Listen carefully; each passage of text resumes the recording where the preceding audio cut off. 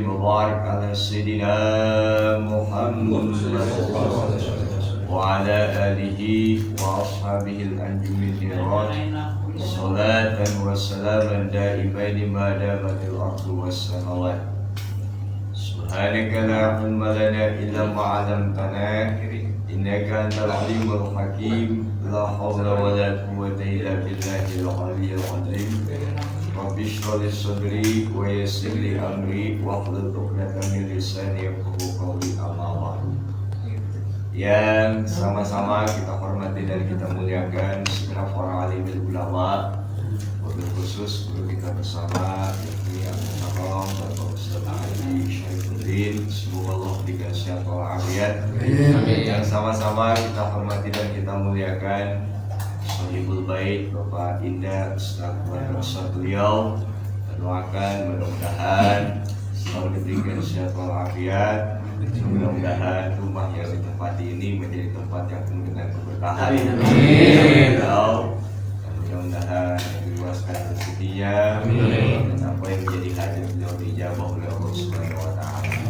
Segenap para sepuh, segenap para orang tua, segenap pengurus lingkungan, sahabat-sahabat sekalian, yang mudah-mudahan kita semua senantiasa mendapatkan kucuran rahmat, taufik, hidayah, kauna serta taufiq dari Allah Subhanahu wa taala. Ya, barangkali sambil dengerin saya sambil makanin Pak ya. Ya anteng. Santai aja lah. Namanya suasana sore sambil santai aja gitu aja. Kalau dewan pun kalau tegang tidur. Ya, baiklah hadirin yang berbahagia dimuliakan Allah Subhanahu wa taala. Pertama, syukur alhamdulillah Bapak Indra sudah bisa menempati rumah yang telah ditempati ini, merupakan suatu bentuk nikmat yang Allah berikan kepadanya. Saya kutip pendapat Al-Imam Al-Habib Abdullah Ibn Al-Haddad, kata beliau, seorang pengarang Ratibul Haddad, yakni syukur itu adalah ma'rifatul abdi bi anna jami'a ma bihi min Allah Subhanahu wa ta'ala. Mengenalnya hamba, mengetahuinya hamba tentang nikmat-nikmat itu hakikatnya adalah pemberian Allah Subhanahu wa ta'ala. Sadar, rumah Allah yang ngasih, anak Allah yang ngasih, bini Allah yang ngasih, kerjaan Allah yang ngasih. Walaupun sekarang ini banyak di PHK Pak. Tapi bagaimanapun pekerjaan di PHK, apa rezeki kagak berhenti dari Allah. Gak ada orang putus kerjaan terus mati dadakan rame-rame orang sini. Kenapa? Karena kerjaan PHK semuanya. Artinya hidup ini ada yang menjamin. Pekerjaan hanya ikhtiar kewajiban kita. Fasilitas rumah, mobil, kendaraan dan lain sebagainya adalah pemberian Allah Subhanahu wa ta'ala. Berarti seorang hamba sadar apa yang dirasakan, apa yang didapati, apa yang dilihat dan lain sebagainya itu datang dari Allah, merupakan pemberian dari Allah. Berarti seorang hamba bersyukur kepada Allah. Kemudian digambarkan kata Imam Ghazali, Pak, syukur itu kayak binatang liar. Nikmat itu kayak binatang liar. Nikmat kayak binatang liar. Kita tangkap binatang, umpama kita nangkep dijam. Setelah ketangkep, biar kagak lepas kita apain dijam? Cancang kata orang sini mah. Pakai tali kita betot, nah aman. Nah, tapi kalau kita udah burunya susah, udah ketangkep di tangan kita, kagak kita cancang, kagak kita ikat, nah bakal kabur, lepas. Begitulah nikmat. Allah kasih nikmat ke kita seperti binatang liar. Supaya nikmat ini tetap ada sama kita, bagaimana caranya? Kata Imam Ghazali, syukur. jalan syukur ini, maka ngikat nikmat supaya nikmat tidak dicabut lagi oleh Allah, maka diikat lewat syukur. Nah, bahkan kalau sudah disyukuri, Allah jamin Allah akan tambahkan nikmat-nikmat yang lainnya. Amin ya rabbal alamin. Nikmat banyak ya, nikmat sehat dalam diri kita. Dan kata bahwa ibadah, tiba-tiba kita sakit dicabut nikmatnya, rasa nikmat sehat ininya. Nah, bagaimana supaya melanggengkan nikmat sehat? Bawa ibadah. Hadirin yang berbahagia, ini dimuliakan Allah Subhanahu wa taala. Kemudian bentuk syukur itu pertama al-farhu bi wujudi ni'am. Senang adanya nikmat. Duduk di depan kita senang apa kakak? Apalagi makan, lihat ini enak. Enak aja pak, bungkus kita nenteng pulang kasih-kasih. Senang, silaturahmi senang, ada dirasa. Punya rumah senang, punya istri senang, punya anak senang.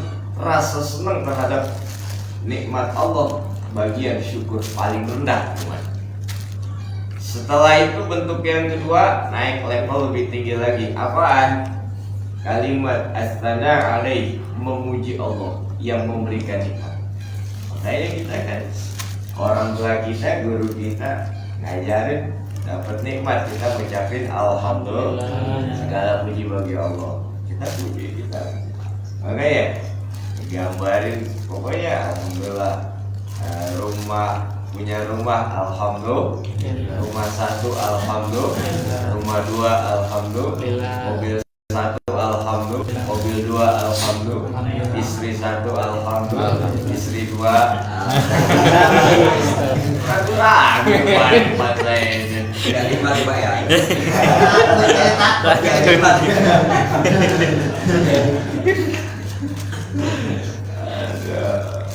Pengajian malu-malu di luar.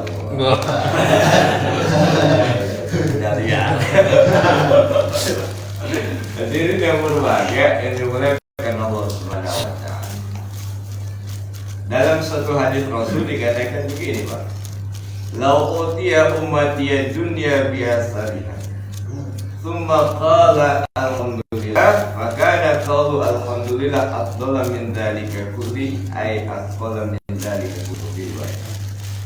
Kata Nabi, sekiranya umat saya diberikan dunia beserta isinya.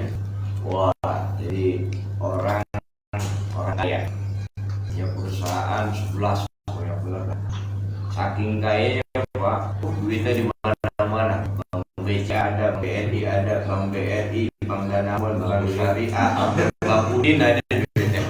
Kamu tangin rumahnya orang. Saking kayanya jalan kagak napak. Anak. Ada yang diberikan dunia beserta isinya, dihormati, punya pangkat jabatan, punya harta berlimpah, segala macam. Kemudian Rasul, orang tersebut terhadap nikmat yang Allah berikan mengatakan alhamdulillah, segala puji bagi Allah. Maka kata Rasul, qaulu alhamdulillah, ucapan alhamdulillah, ucapan alhamdulillah afdala min dzalika kulli, ay afdala min dzalika kulli wa fi riwayatin, lebih utama daripada nikmat yang Allah berikan. Lebih berat dalam riwayat yang lain timbangannya daripada nikmat yang Allah berikan. Kenapa bisa berat timbang nikmat Allah berikan? Karena memuji zat yang memberikan nikmat. Sehingga nikmat yang gede menurut kita kecil, tapi yang besar adalah kita memuji zat yang memberikan nikmat. Maka itu salah juga saya ulang. Punya rumah satu alhamdulillah, rumah dua alhamdulillah, mobil satu alhamdulillah, mobil dua, istri satu, istri dua.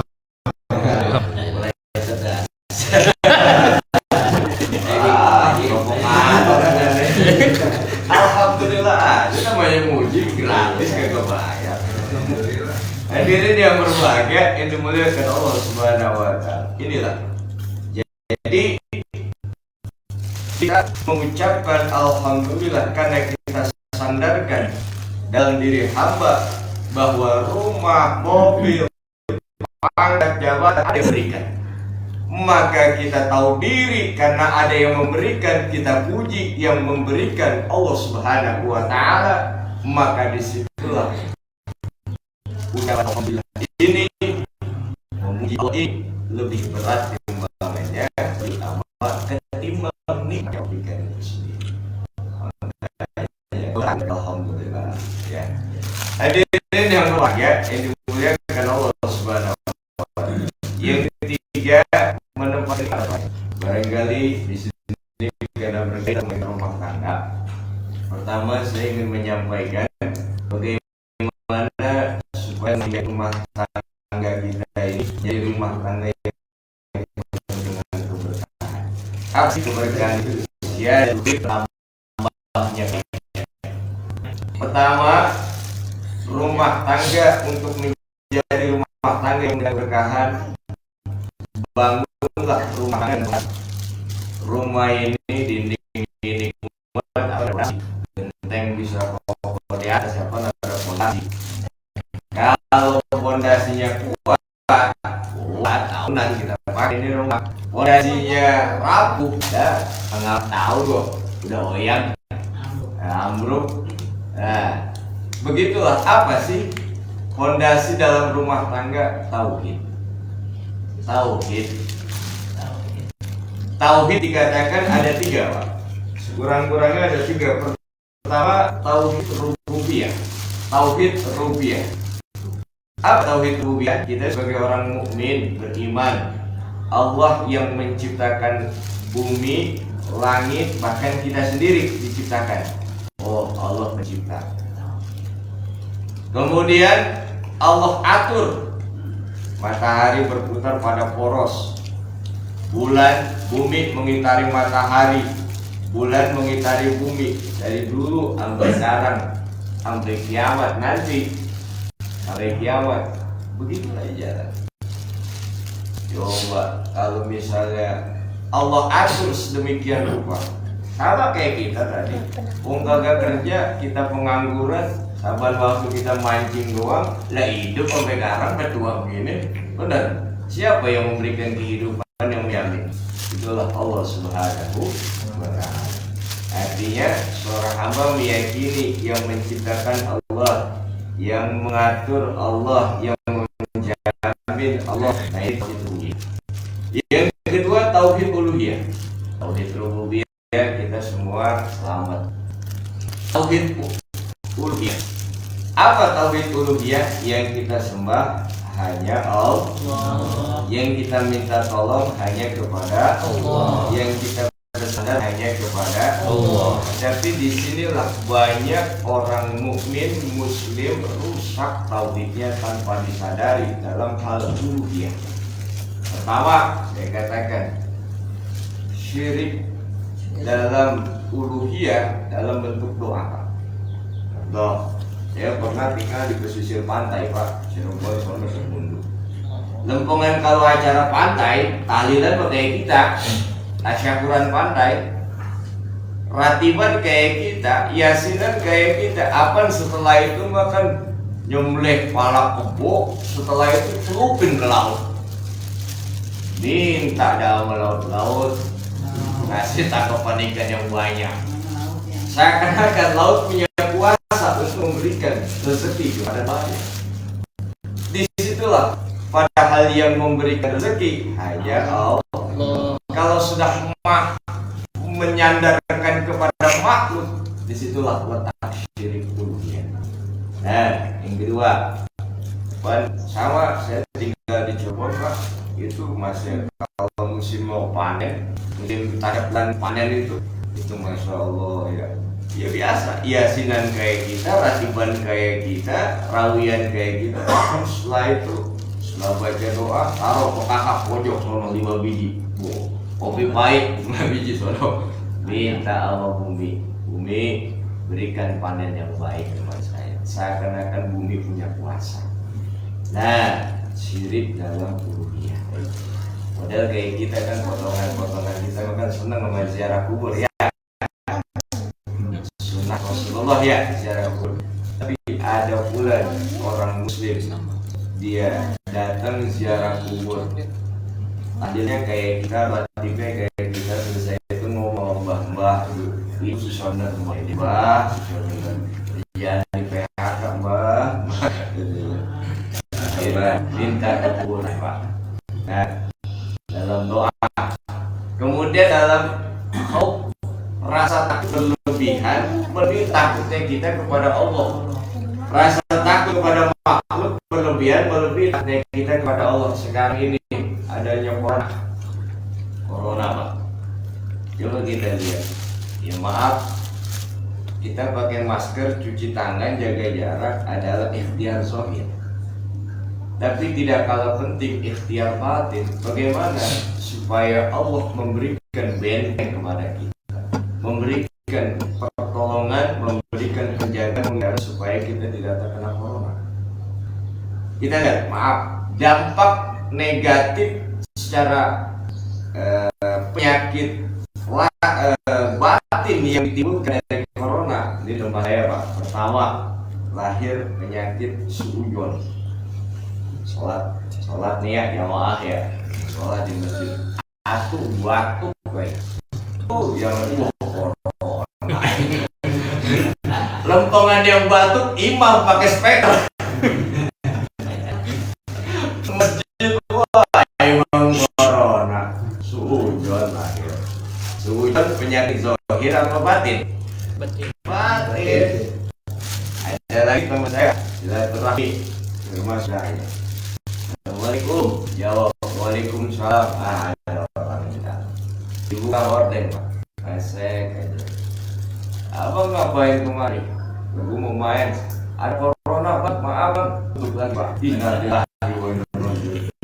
Sejak itu, masya Allah, memutuskan tali silaturahmi. Di sini mah enggak di sini mah.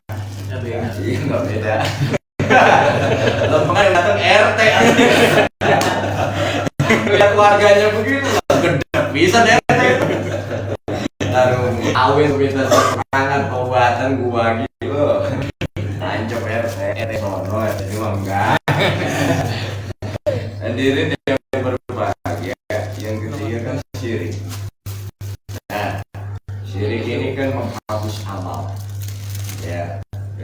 Walaqad uhiya ilaika wa ilal ladzina min qablika la in asyrakta la yahbatanna 'amaluka wa la takunanna minal khasirin.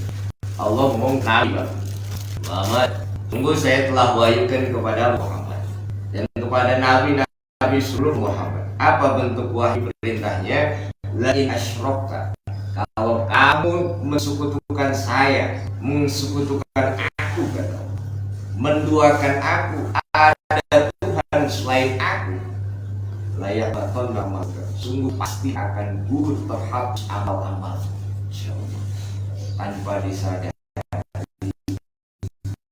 Rasa takut berlebihan kepada corona sangat.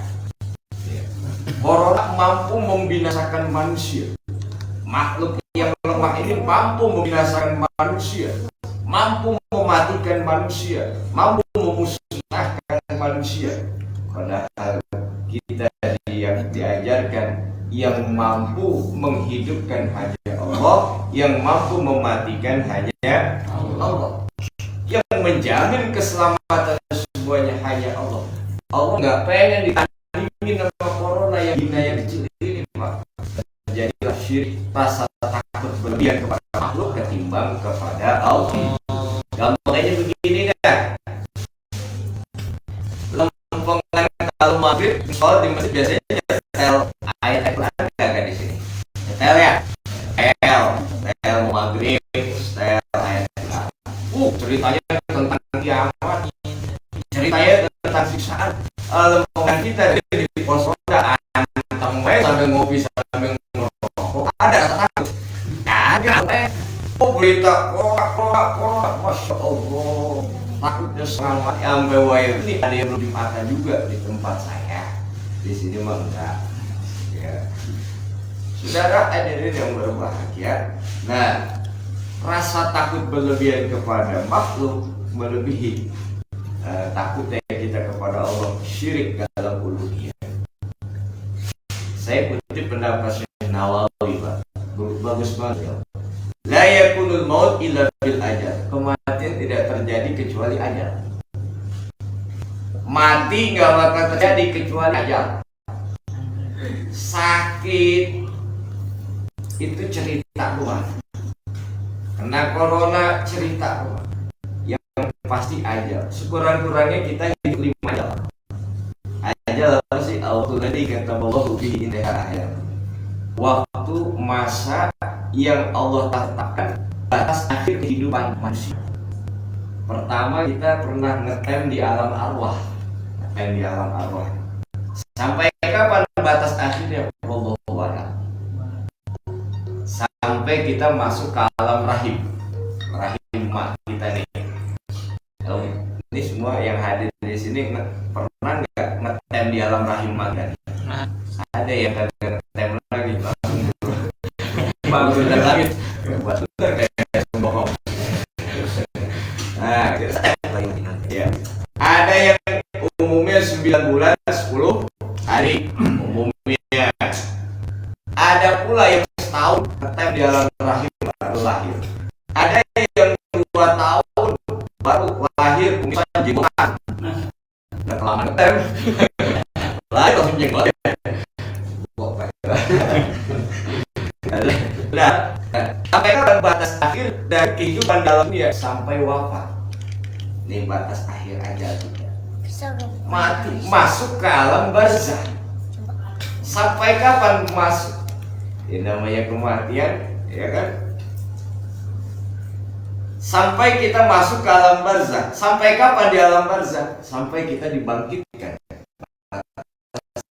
Aja terakhir di alam. Lalu kita kumpulkan makhluk penuh sampai kita dihadapkan pengadilan Allah Subhanahu. Proses yang panjang sampai kapan? Batas akhirnya disitulah kita akan melewati jembatan Sirat. Sampai kapan? Terminal terakhir surga atau neraka. Jadi saya yakin yang duduk di sini semua ahli surga. Orang-orang yang sabar, alhamdulillah. Hidup di depan juga sabar.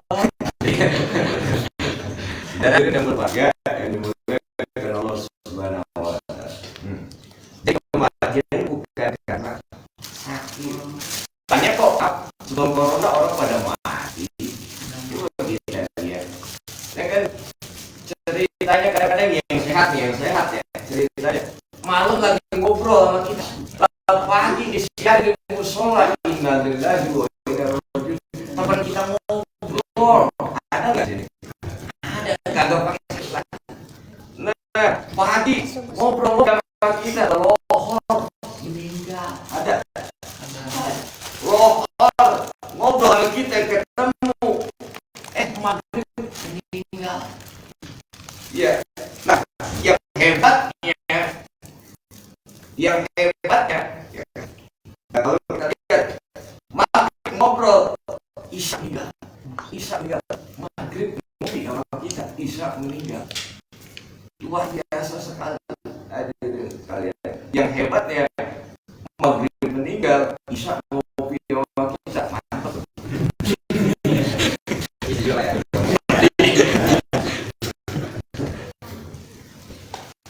Hanya begini Pak. Kita lihat Saddam Hussein punya bank tahan yang namanya dulu tahan. Artinya apa? Mestinya kalau Saddam Hussein punya kekuatan bank yang hebat ini kita paham. Tapi kenyataannya mati. Kita cuma di portal karpet kemarin kayak nyampe. Tanya mungkin punya bar buat begitu mati. Lagi potongan kita cuma portal doang. Hadirin yang berbahagia. Jadi bahwa kematian bukan karena penyakit biasa. Lalu kan ada yang sakit. Nah, kita lihat satu hadits Rasulullah ukhriju abdan min ibadi min dunya. Kata Allah, saya tidak akan mengeluarkan